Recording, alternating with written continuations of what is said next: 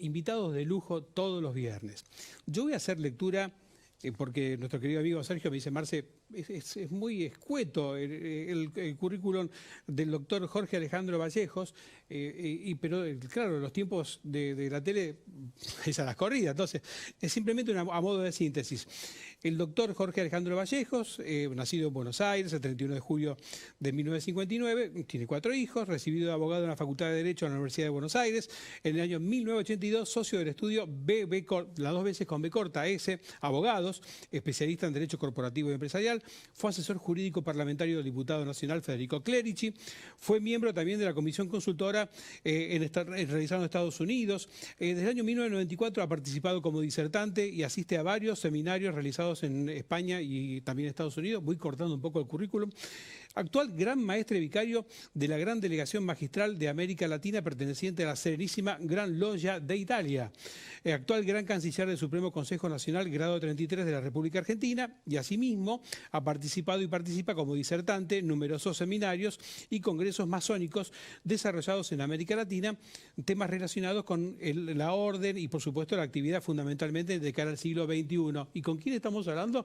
Con el autor, el dueño de todo esto, que es el doctor Jorge Alejandro Vallejos. Jorge, ¿cómo estás? Bien, Marcelo. Muchas gracias por la invitación. Sé que me está faltando un tomo más de las cosas que has realizado. Así, cortito, mejor así. Pero bueno, en principio me imagino que la actividad, todo arrancó con el estudio de abogacía, eso te dio el puntapié inicial para después empezar a desarrollarte profesionalmente en todo esto, ¿cierto?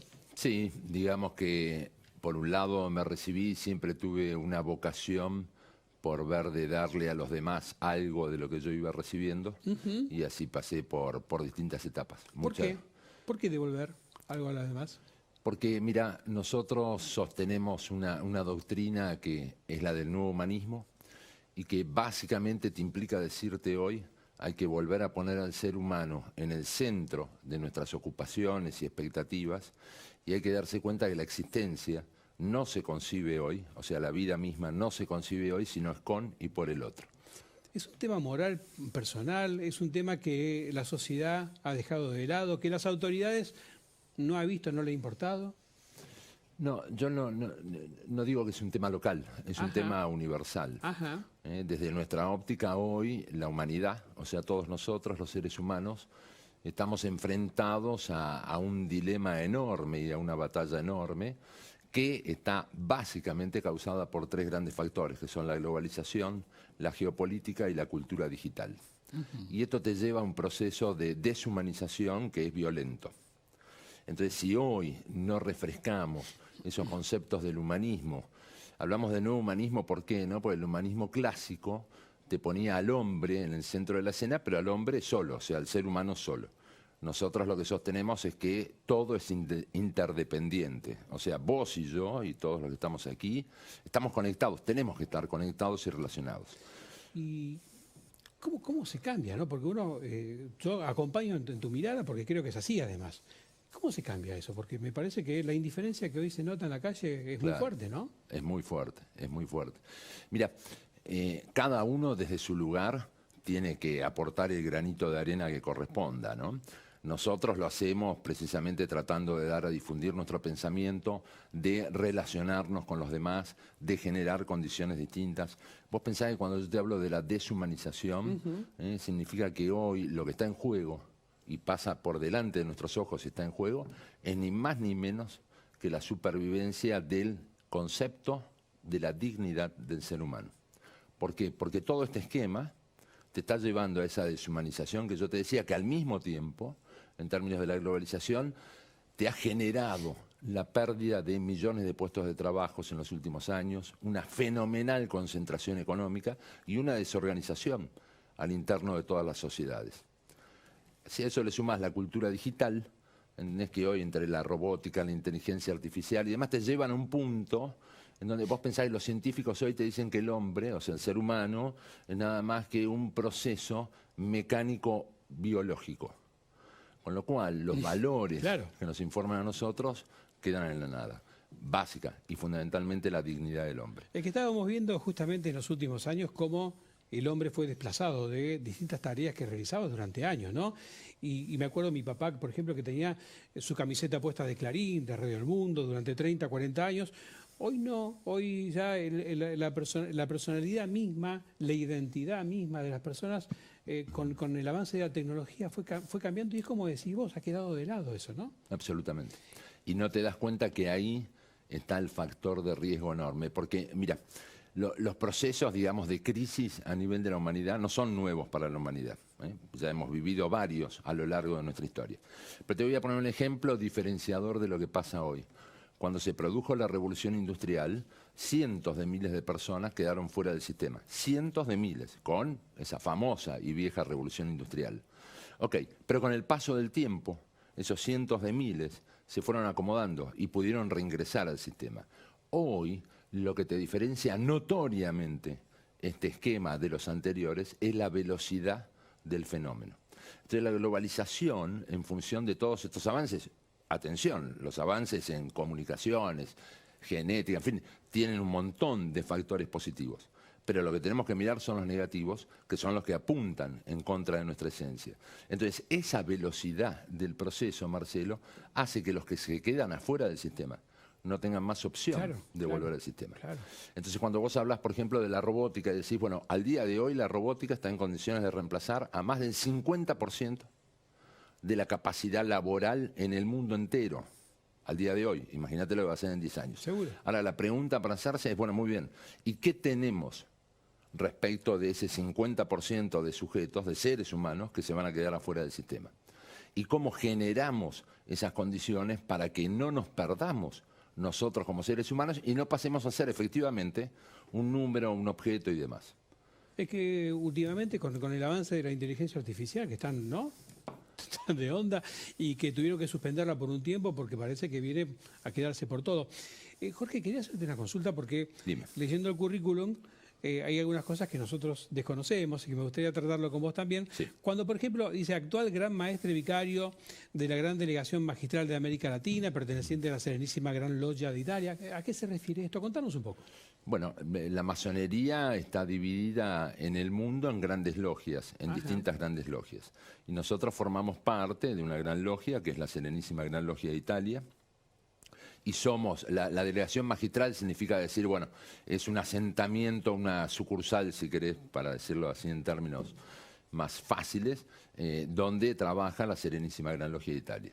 El gran maestre vicario es el número 1 de esa organización. Una especie de cargo dentro de lo que es la logia, ¿cierto? Sí, claro. El gran maestre vicario, las logias conforman como una federación de logias, que es lo que te da origen a la gran logia. ¿Y el fin que realizan ustedes? Porque uno cuando leía a los grandes próceres de la historia, ¿no?, como San Martín, como Sarmiento, Belgrano también, que ha formado parte de la masonería, el fin es de la forma que arrancamos nosotros, ¿no?, poniendo al hombre en el centro de escena, digamos. Fíjate que siempre la masonería y los masones hemos trabajado en función de la humanidad. Cada etapa tiene su propia síntesis, digamos. Cuando vos te referís a San Martín, Belgrano, Sarmiento y demás, era una etapa, sobre todo la de San Martín, y tanto como en Europa y Estados Unidos, una etapa revolucionaria. Pero la revolución, lo que traía atrás, Marcelo, no era la revolución por sí misma, sino que la revolución lo que traía era un cambio de paradigmas sociales. Entonces, cuando vos hoy hablás, por ejemplo, de libertad, igualdad y fraternidad, y lo das como un valor entendido para todos, aunque en la realidad no sea así, pero lo das como un valor entendido, bueno, esto nace, por ejemplo, a partir de la Revolución Francesa. Y cuando hablas de todo el concepto de repúblicas y demás, tiene que ver con la Revolución Norteamericana, en fin, siempre detrás de esa etapa había un esquema de cambio social. Hoy, afortunadamente, no hacen falta más las revoluciones, pero hoy es otra revolución. Es la de que nos entendamos entre nosotros, entre los seres humanos, para tener precisamente una protección en contra de aquello que no es que se nos viene, ya está instalado. Vos pensás que con la cultura digital y la Big Data, los señores que almacenan miles de millones de datos en las supercomputadoras, hoy llegan a saber más de vos que vos mismo. Correcto. ¿Y eso a dónde te conduce? Y te conduce a la masificación. ¿Y la masificación a qué te conduce? Y la masificación te conduce a que todos somos iguales y ninguno tiene un derecho en particular más que ser objeto de. Mirá qué interesante. ¿Y ¿Cómo te incorporaste a la masonería? O para la gente que nos está viendo en vivo y que le pueda interesar averiguar más sobre el tema, contanos un poco tu origen allí y de qué forma la gente se puede acercar a ustedes, digamos, ¿no es cierto? Mira, mi origen es clarito, como te dije, yo desde pequeño, así que hace muchos años atrás, tuve ese sentimiento y anhelo de darle algo al prójimo. Así que empecé a trabajar desde muy joven en la iglesia. Yo fui muchos años catequista de chicos minusválidos, antes los llamábamos deficientes mentales, hoy se llaman con capacidades diferentes. Así que trabajé mucho tiempo en la iglesia, trabajé mucho tiempo en Rotary, y trabajé también, constituí una fundación para chicos de la calle hace ya 40 años, en fin, y siempre estuve en búsqueda de un esquema que fuera lo más abierto posible en términos de la libertad de pensamiento, de expresión, y que cada uno de nosotros tuviera precisamente la oportunidad de dialogar con el otro, intercambiar opiniones, discutir también, pero sin ningún tipo de cortapisas. Y eso es lo que encontré finalmente en la masonería. ¿Y cómo se pueden acercar a nosotros? Claro. Bueno, esto tiene dos caminos, es o por invitación de algún hermano o entrando a nuestra página web y consultando lo que cada uno desee consultar. ¿Edades, requisitos especiales o algo por el estilo? ¿Ser profesional de determinada materia? ¿O solamente queriendo acompañar? No, mira, la masonería, yo siempre digo, es un corte vertical de la sociedad. Viste que normalmente se habla de horizontalidad y demás. Yo digo, no, ojo, que la horizontalidad es excluyente. Nosotros somos un corte vertical, o sea que en la orden vos encontrás desde el profesional renombrado al empleado cualquiera y hasta el señor que trabaja barriendo la calle y lo que fuere. Somos un corte vertical. ¿Funciona más o menos como Rotary Internacional? ¿Algo parecido así? ¿La idea nuestra, digamos? No. Rotary, que dicho sea de paso, Rotary la constituyeron masones, en su momento Paul Harris y su grupo. Rotary tiene una conducción central unificada a nivel mundial, la masonería no. Cada gran logia es independiente. Correcto. Jorge, ¿y cuáles son los planes que tienen ustedes a futuro, digamos? ¿En qué están trabajando? Ya, estamos trabajando fuertemente en transmitir estos conceptos del nuevo humanismo, en tratar de generar esa corriente. Con esto contesto algo que me preguntaste al principio. Hoy, aunque parezca mentira, el boca en boca sigue siendo importantísimo. El boca en boca sigue siendo muy importante porque además te da una herramienta para que no sigamos generando ese proceso endogámico. ¿Viste cuando decías mi papá antes, la camiseta y demás? Sí. Es porque todos, en este esquema de masificación, tendemos a generar ese prospecto endogámico que implica decir, listo, yo me encierro en la mía, yo miro mi quintita, al de al lado no lo miro más. Los clubes de barrio. Mientras me salve yo, el resto, exactamente. ¿cierto? Y la realidad de lo que no te das cuenta es que te ves inmerso, más allá de las circunstancias de cada país, ¿no? De ese modo te ves inmerso en la diaria, con las urgencias y demás de la diaria, y nunca terminas de pensar en el proceso de lo que es tu vida. Pero no como algo, un eufemismo y demás, sino como algo concreto. Vos sabés que quizás tiene que ver con esto. Yo estaba pensando, digo, cómo nos fue llevando la tecnología a encerrarte en tu casa, ¿no? Sí. Esta idea de no aportar a los clubes, no aportar a las reuniones sociales que antes había y que se convocaba a una kermés, algo. Eso fue desapareciendo. Yo lo vi de muy chico, hace también muchos años atrás, y que la tecnología te fue llevando a aislarte con lo que fuera, quizás con el video, quédate en tu casa, aislate del mundo. Es un poco lo que vos decís, ¿no? Como lamentablemente predominó el ser individual en el tiempo. Sí. Y es a veces, digo, nosotros es que podemos aportar desde la comunicación para que esto no sea así también, ¿no es cierto?